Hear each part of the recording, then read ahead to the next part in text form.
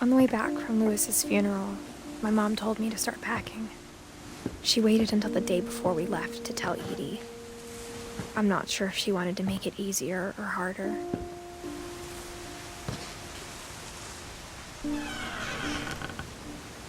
I wish we'd stayed. But I understand why we left.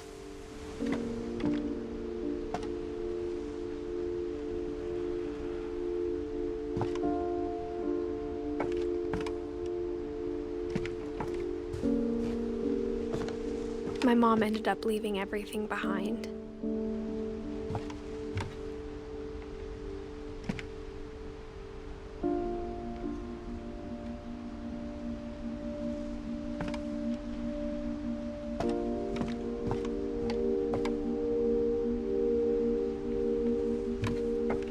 What happened that night had been coming for a long time.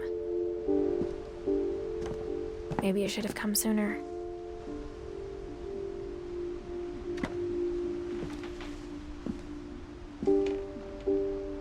But it had to end one way or another. All that's left now is to tell you about that last night.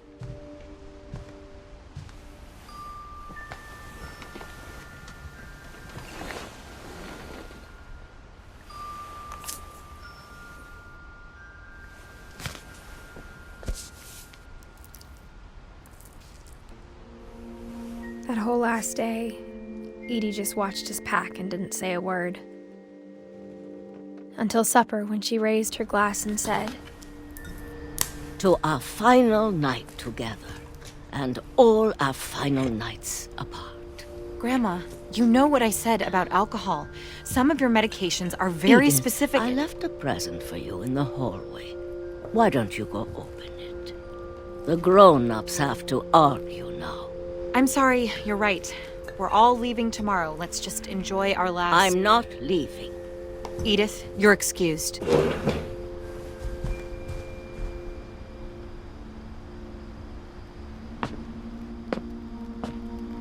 The power had been shut off that morning, but Edie always had plenty of candles.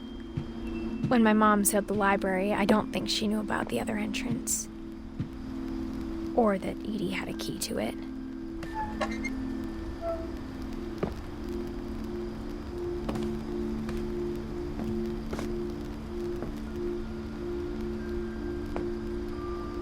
That thing you're afraid of isn't going to end when you leave the house.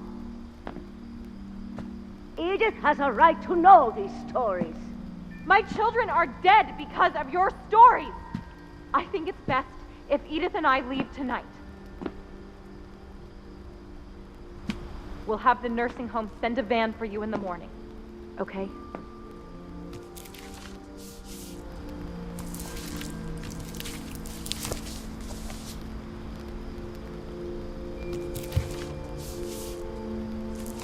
Dear Edith, there's so many stories I wish I could tell you, but there's only time for one. This is about what happened on the night you were born. That night, the tide went way, way out.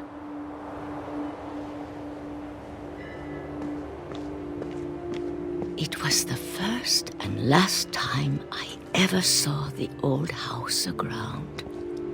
There'd been an earthquake out in the middle of the ocean. They called it the lowest tide in 1,000 years. God, it smelled awful. You know, I've seen that house every day of my life.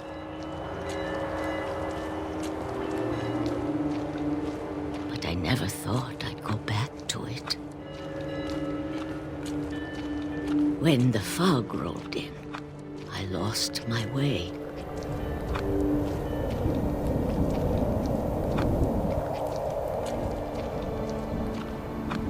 I got turned around.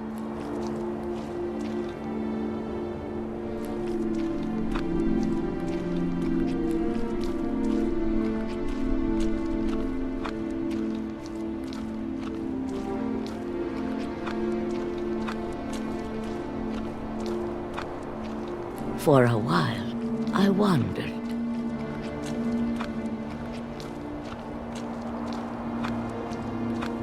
I started seeing things.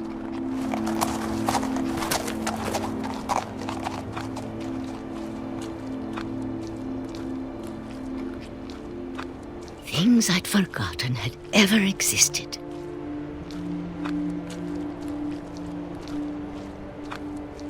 But when I saw them, they felt like old friends. That night, a lot of things came back to me. Or maybe I came back to them.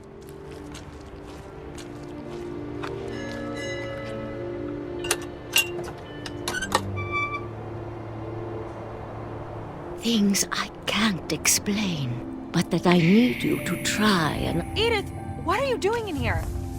It's mine. Edith! Mom, you're gonna rip it! Let go! I kicked and screamed, but Mom dragged me to the car.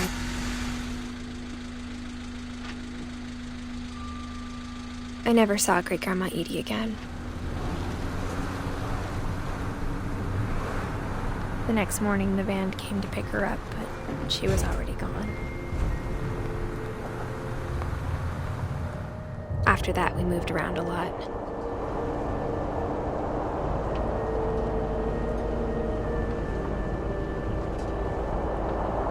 We both tried to make the best of it.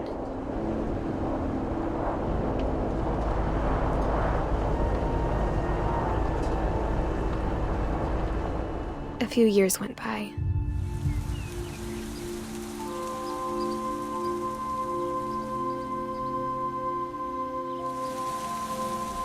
My mom didn't like to talk about it, but she started getting sick a lot. The rest happened pretty quickly.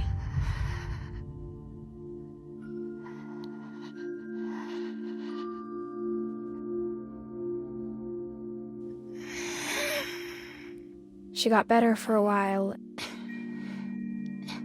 and then she didn't.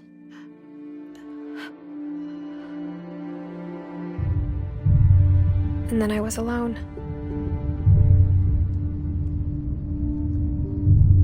The last Finch left alive.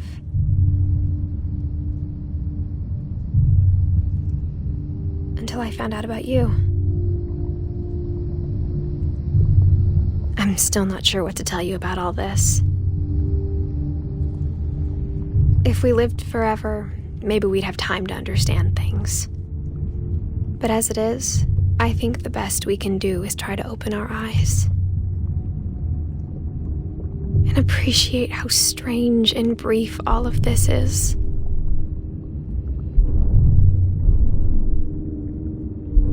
This journal was supposed to be for you. But now I hope you'll never see it. I just want to meet you and tell you all these stories myself. But I guess if you're reading this now, things didn't work out that way.